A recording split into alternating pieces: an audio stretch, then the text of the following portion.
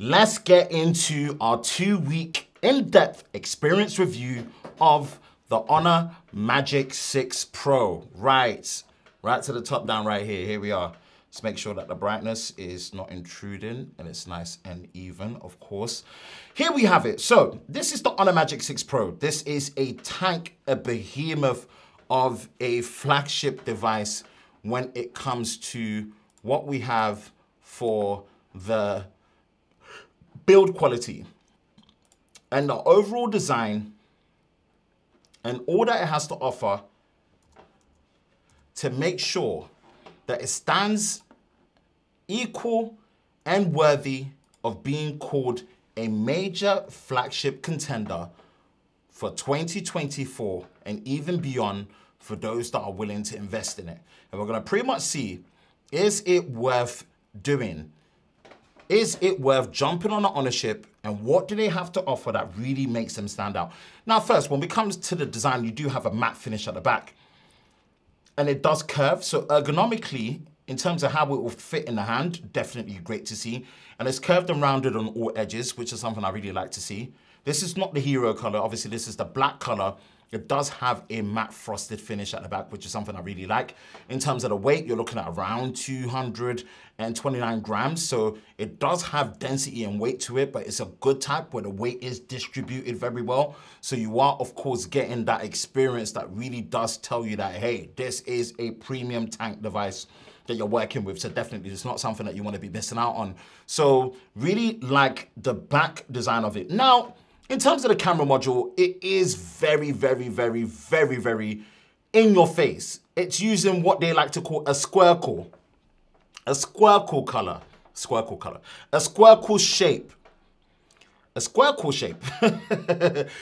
You know, and it's meant to mirror a single piece camera, which is obviously based on just one large lens, just like what you would see in a compact camera. But it's an interesting shape. I don't know if I like it or don't like it. It just strikes me in the middle where I don't know how to really feel about it. Like I've tried and I think I'm getting used to it. Then I think I'm used to it. Then I feel like I'm not. Then I'm like, I'm not. Do you see? It tosses up. It tosses up in different situations. So I don't know. I don't know how I feel about it. But one thing I will say is that it is very, very, very, very, very unique. This squircle shape design is very unique to the Honor Magic 6 Pro in terms of how it looks and how it's meant to kind of stand out. And of course, with Honor phones, you don't really have a slew of accessories such as cases. So apart from the case that will come inside the phone itself, you are most likely, if not using that, going to be using this naked. So this is one of few phones where it's going to be pretty much caseless or only with the case that comes in a box. So you have to really just accept the design for what it is. It is definitely going to stand out. People are really going to be looking at it and thinking, hey, what is that? It doesn't really look, especially from the back, like any other phone that you're going to be seeing. So the back design, matte frosted finish. Obviously, the hero color is the green one, which does come with like a silicone polymer back, which is like an eco leather, material that they're using. It's something to really consider in that retrospect, and then it's interesting. It's interesting. It stands out as unique. I have to give it props for that. Power button is a small one on the right with the volume rocker. Again, as I always say, I do prefer them to be opposite sides of each other, adjacent, where you do have a bigger power button and also individual volume buttons on the left. But again, that's just my personal preference. But this is what you have in terms of the button layouts. Of course, you've got the USB-C at the bottom, SIM card tray, which is next to the noise cancelling microphone. I'm glad it's opposite sides, but at the same time, being so close, I wish it was here in terms of the microphone. Some people might get confused and puncture the microphone hole there unless they've put a failsafe in there. And you've got the USB-C speaker grill at the bottom as well. You do have an IR blaster, so big ratings for that. I do like the fact that there is an IR blaster. Well done, Honor. Really, really like the convenience of that. And obviously another noise cancelling microphone. And then you've got the speaker grill slip here, which is the earpiece. And then of course, the divisive part is definitely going to be this, but we're going to be moving on to that when it comes to the display experience in a moment. You do have what is pretty much a waterfall edge-to-edge, falling, curved display. It is curved all around. It is very even and symmetrical, as you can see it, which is really nicely done. It depends where your maturity is when it comes to display presentation. It depends where your maturity is when it comes to physical front display presentation. For what it is when it comes to the display experience of the presentation of the Honor Magic 6 Pro. But at least when it comes to the curvature, it's curved all around. At least when it comes to what you're seeing, it's a place where it's nice and even. It is a high quality glass. It's a high quality panel. It's good enough when it comes to the pixel density. I believe it's like a 1280p display, which we're going to be talking about in more depth. But if you're talking about the actual physical build quality of the Honor Magic 6 Pro, I've got to give it to them in how it feels, the material, the density, the finish. Everything is so well put together. What would I want? Like I said, the button arrangements, my personal preference is to have a bigger power button on the right that is nicely situated. And then you do have individual volume buttons on the left. So in that case, that's one thing. The edge being, you know, a glossy finish is something I think they should move away from. They can do a matte finish, in my personal opinion. It can work, and this is something I think they should move over to next time, especially with this matte finish, as well as the eco leather finish. I think it's something that really comes through very nicely. So this is something that you need to really consider. So that's where I would probably give a bit of feedback. And I'm almost indifferent to the front display design because it's really down to what you prefer. But honestly, I've just matured out of it. Doesn't mean it's a bad display in terms of presentation, but I just prefer a flat display now. I'm just at that point where the oohs and ahs of the back in the day of 2016 and prior to when it came to these curved displays, it's not really about that for me anymore. I just like I like a flat display with symmetrical borders that are as thin as possible and help with an all-screen experience. So yeah, design and build quality of the Honor Magic 6 Pro to kick things off, they've done well. They've done well. They've done well. Let's drop back in and let's look at what the display experience is, right? So this is a 6.8-inch LTPO-based OLED display, 1 billion colors, 120 hertz, high dynamic range, high brightness mode of 1600 nits. We're going to test that. And a peak brightness of 5000 nits when it comes to specific HDR content in a small window. We're going to try and test that too and see how close they are to that claim. It is a 2800 by 1280 pixel display, so it is a slightly decent amount less than a 1440p display. It's a 19.5 by 9 aspect ratio with a pixel density of 453 ppi. Jahino glassed. Okay, that's what they're saying in terms of the front protection. Interesting, interesting. This is the display that we've got right here, right? So this is meant to be the world's brightest display compared to any other in the market based on 5000 nits of peak brightness, specifically in a small window on HDR content. Now we're gonna actually try and test what the brightness is and what the experience has been and pretty much see what do we get when it comes to the display brightness experience on the Honor Magic 6 Pro. So let's go into some fact findings and pretty much check what we need to check. So if we go here, go to display. Obviously we've got dark mode as well that we can switch on, but we're going to go light mode just to avoid the smudges and the reflections showing on camera. Eye comfort. So again, there's so many sleep healths, and of course in terms of the PWM, you do have it right here, which is 4320 hertz of ultra high frequency pulse width modulation, which is meant to lower screen flickness renders, improving eye comfort obtained by UTV flicker-free certification, reaching risk-free dimming level. So got to give them, you know, props for the PWM flicking modulation that they've really got going on there, which is really good. What else do we have? Display size. We've got display color, which is obviously natural tone color mode, where we keep it to vivid. And we're gonna pretty much bring it back. The display resolution, of course, you've got smart resolution, but you can go manual, and manual where you do have the options to go 1800 by 1280. and you've got the standard. But again, we've established that with these Android phones, just run it at their maximum resolution, enable. Then obviously in terms of the refresh rate as well, 120 Hertz dynamic, or you can do fixed at 120 Hertz high or standard. So just take that into consideration as well. We left it on dynamic. Video enhancer as well, something that you can put on that should enhance and make it pop, and probably increase brightness as well. More display settings, full display, and also, you know, cutouts for other applications that when you're using allows you to do what you need to do. Okay, so we've got the plain white background. Let's switch back to the top. Right, here's what we're gonna do. Here's what we're gonna do. We're gonna boost it here. So we're doing manual brightness first. So we're just gonna do a standard manual brightness test, right? We're gonna use our BT meter, digital lux meter here, right? And it's gonna give us the reading in nits. It's near enough the same. Here, near or there, here or near there. It's neither here or there. Okay, so let's do this. Let's put auto brightness back on. I'm gonna put torch on. Maximum. Simulating the sun. So what we're gonna do here, so you can see that it boosts this all the way up. So we're using a torch on there. And let's just see what reading we get.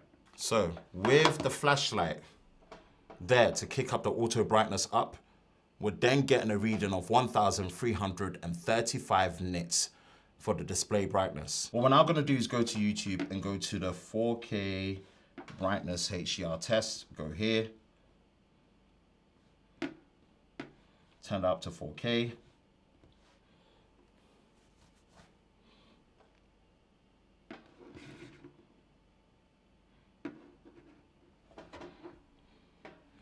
Turn the brightness up. Get to a certain level of small window. Okay, let's do the reading now. Should have enough space. Okay, so we've got this reading right here. Let's pause it. 2,198 nits. Interesting. Interesting. This is what we've got so far. Let's hold it there. Basically 2,200 nits in terms of what we got in our HDR test reading. So just something to consider that in terms of the brightness of the display, it's plenty bright. I'm sure that the 5,000 nits rating in HDR is in very, very, very, very, very specific situations. I'm not entirely sure how they've tested it personally, but I'm not saying I won't take their word for it, but again, I think I might need an upgrade to my professional tools to really justify being able to tell if that is the case or not. Now, away from the specifics of the display, I'm really gonna be honest and say this, right? Although technically this display is fine, I'm just not a fan of pill shapes. Like, I'm so over it. Pill shapes, I'm not the one. I'm just not a fan of the pill shape. If I'm gonna be very, very, very honest, I'm just not a fan of the pill shape. I'm not a fan of the pill shape. It being dead center, I know it comes with advanced IR facial recognition, and you do have an in-display fingerprint sensor as well. But personally, once you get used to an all display experience with a single hole punch, having this in the middle is so iPhone. And again, I'm not saying they've copied iPhone, but it's so iPhone in the sense that hanging on to such a design it's just so like, this ain't it. For me personally, it's not. And like I said, I do just prefer a flat display now going forward. I'm just at a point where having a flat display is just the way to go. The display is good, but then there's this visual impairment that's in there. And I get it because it's got the advanced facial recognition and unlocking, which is nice, but personally, I'll just rather take an in-display fingerprint sensor and just keep it moving for real, for real, for real. And obviously the curved nature, and you can see it how it's just refracting light on there and it's just causing a lot more glaring than I would prefer. So just that to consider, that the display is good. The display is good. It's good on a technical level. It is good. And this whole iPhone dynamic pilly behavior, honestly, I don't know why. I really don't know why. Next part is going to be all things related to the performance. So we're going to be talking about all things related to the specs and the performance of what we are experiencing here with the Honor Magic 6 Pro. What do we have here? Geekbench 6, and what it's showing us is the Honor Magic 6 Pro, Android 14, it is powered by the Snapdragon 8 Gen 3, which is based on a 4-cluster design. You've got 2 powerful performance cores that you've got over here, obviously, and then we've got another 2 efficient ones, 2.27 gigahertz, 2.96 gigahertz, 3 of them which is 3.15 gigahertz, and of course, the Prime core, which is 3.30 gigahertz. And it is using 12 gigabytes of RAM, Adreno 750 GPU, resolution of 2800 by 1280, pixel density right there. Right, let's do benchmarks and see what do we have here when it comes to running a CPU benchmark with the Honor Magic 6 Pro. Now, when it comes to performance, obviously it's a Snapdragon 8 Gen 3 power device. It's well optimized enough in terms of the day-to-day performance. You're not really gonna, notice any slowdowns and performance hiccups and stuff. So that's something to just consider when it comes to how it looks. And honestly, it's been fine. It's been fine. It's been fine. It's been really good. It's been fine. And I don't think you're gonna really have a problem when it comes to the performance of this when using it. So yeah, I'm not really much of a mobile gamer. Obviously, we're doing this synthetic benchmark just to give a reference point of what we're working with when it comes to it. I mean, there is rumors around, Honor really downclocking this and holding the performance back in the name of battery life. But honestly, how much more extra performance do you need? If you're gonna be gaining and yielding more in terms of battery life, I'm gonna be taking that. I don't know if there's a performance mode that is there to be enabled. I couldn't see one, but again, I think there might be one. So that's something to look at and see what we're working with when it comes to the Honor Magic 6 Pro for performance and battery life overall. So it's a weird one. It's a weird one. It's a weird one to, be managing when it comes to the Honor Magic 6 Pro. Here we have it. And this is the first trip up that we're seeing right now, because this is the Galaxy S24 Ultra. And I know this has a slightly optimized and upticked version of the 8 Gen 3, but that is a big difference when it comes to the performance. That's a huge difference when it comes to performance. Okay, now we're up there. Now we're up there. We're gonna change it to the top down and see. Now, from what we experienced, we can see that performance mode being turned on, huge difference. And we look at this without performance mode, that's a huge drop. Still not on par because obviously this is a slightly upticked version because it's the 4 Galaxy chip. So in terms of what you have on device, you're seeing that there is going to be a spec difference, right? So you can see that there's a slight uptick in the clocks for cluster 1. So you can see it there, 3.40, and then 3. Yeah, same. Yeah, but it's the cluster 1 uptick that you're seeing, which is the Prime core for performance. So again, that's Geekbench. Of course, I've done gaming when it comes to what you experience on the battery drain test. I'm not much of a mobile gamer, if I'm going to be honest with you, so just something to consider. But overall, when it comes to the day-to-day performance, it does well. It does well. I think for me, I didn't notice any particular slowdowns when I was doing it without performance mode off. That is what comes default, as you're seeing right here. Right, performance mode, power saver mode, ultra power saver mode, wireless charge and reverse. Battery percentage icon, app launch and stuff. So personally, yeah, I didn't see any slowdowns or anything that felt like it was slowing down, and the battery was something that was really preserved. But again, I'm interested in actually now doing a performance mode versus a non-performance mode battery drain test. But overall, that's a performance update in terms of obviously the benchmarks, my thoughts and opinions.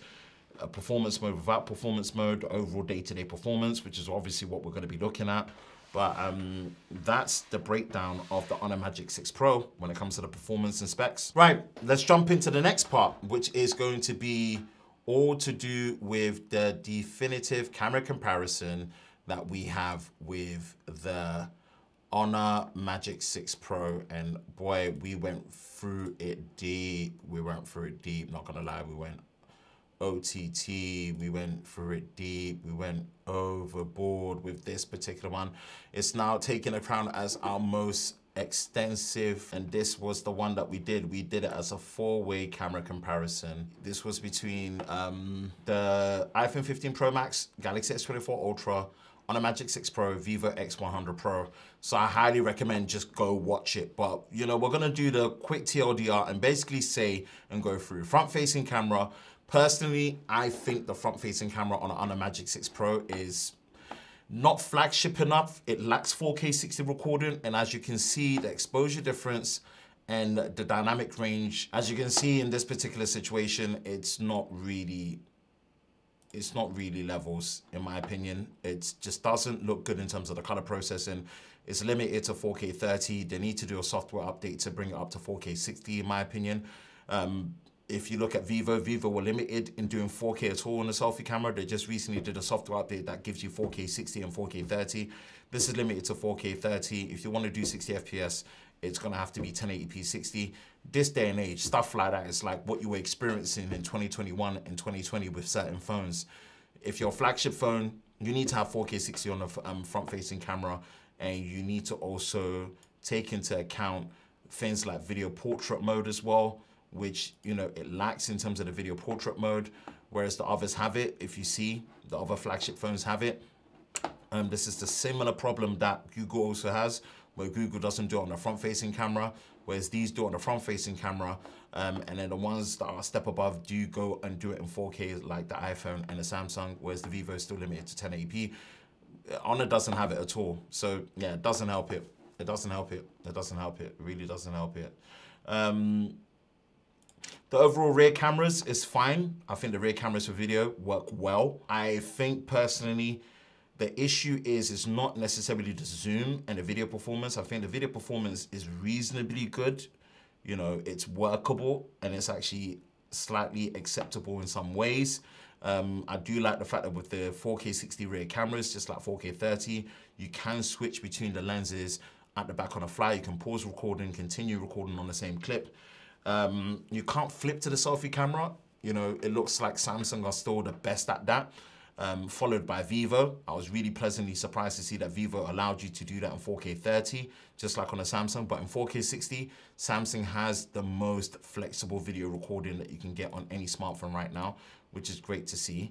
Again, it doesn't have the super steady and super ultra stable mode, like action mode, super steady and ultra stabilization. It doesn't have such a mode, so that's something that's missing. So if you ever wanted to use it for action camera, again, it lacks any form of 8K with a 24 or 30 FPS. And the biggest problem I'm seeing is the color processing on the Honor Magic 6 Pro is it starts to blue. The color processing on skin is actually okay, but the color processing on objects, and if we take a look and see what we're working with right here, the dynamic range in video on the ultra wide, not that great compared to the competition.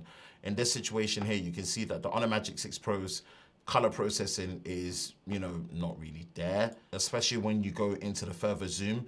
When you move into the zoom, the other cameras are much better color processed. This is not something that you're really getting on the Honor Magic 6 Pro.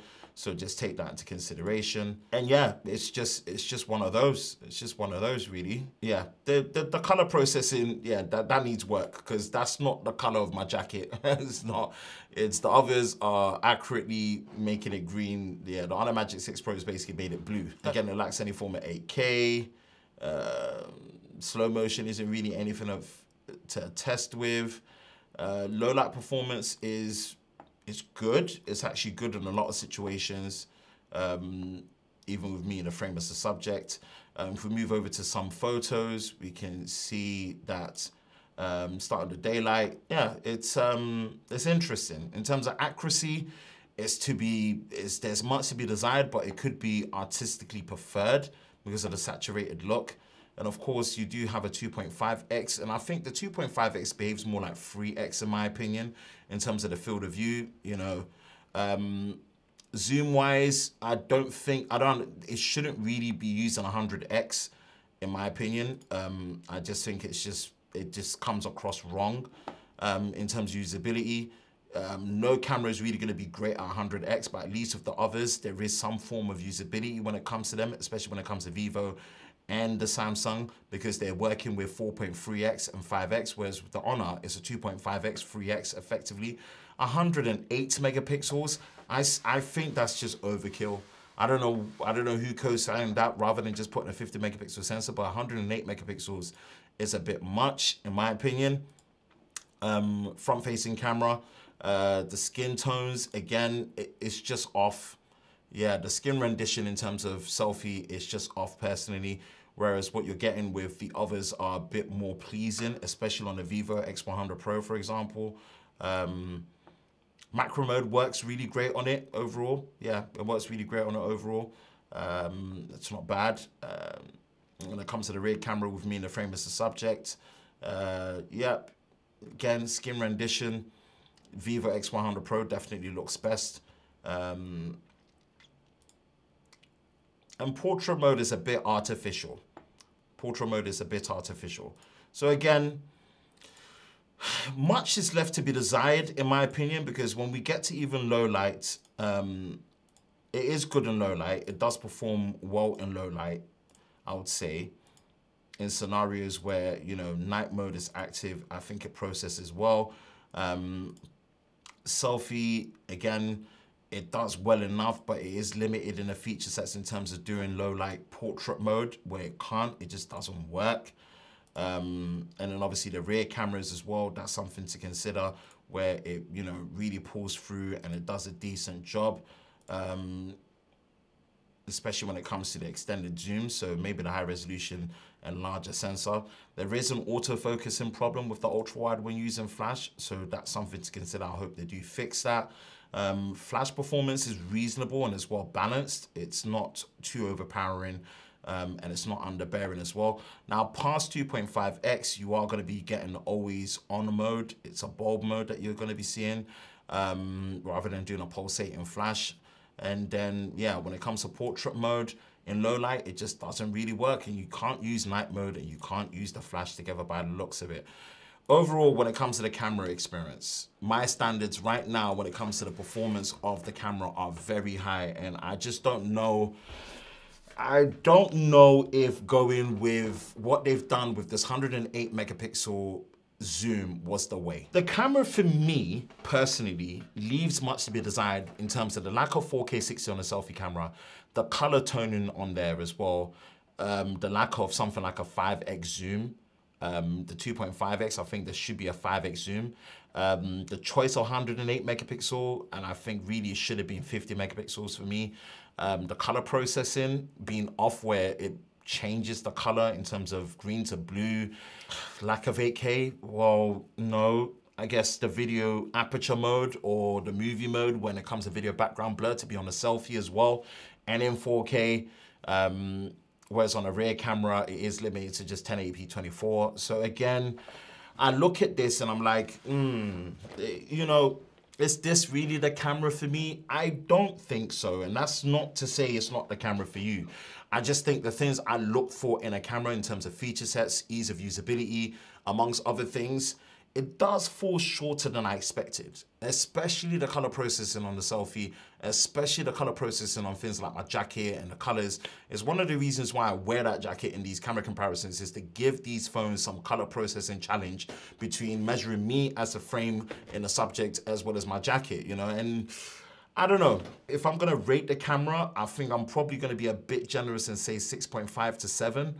I don't feel confident to go above that in my personal opinion. But again, from when I'm doing almost an hour and a half to 2 hour camera comparisons and really getting into the nitty gritty, I'm probably not the one to, you know, certify you being in there or not. But again, for me personally, after putting it through its paces between the iPhone 15 Pro Max, S24 Ultra, and also the Vivo X100 Pro, Yeah, 6.5 to 7, give or take. Let's talk battery. This is now a new battery king for flagship phones. And I'm gonna be dead straight, unless someone is coming with a 6,000 milliamp hour battery to match this.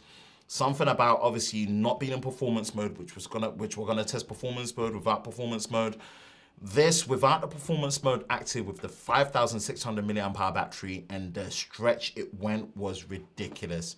And I'm gonna bring this up and we're gonna pretty much go in and see what we're talking about when it comes to this battery drain test that we did with the Honor Magic 6 Pro, which I was really just like, dropped on embargo day.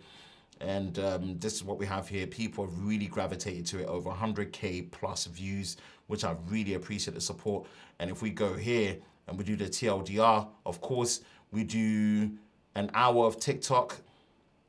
As you know, we do an hour of TikTok, and then we do an hour of Instagram Reels. You can see the efficiency in terms of how it's really pulling through.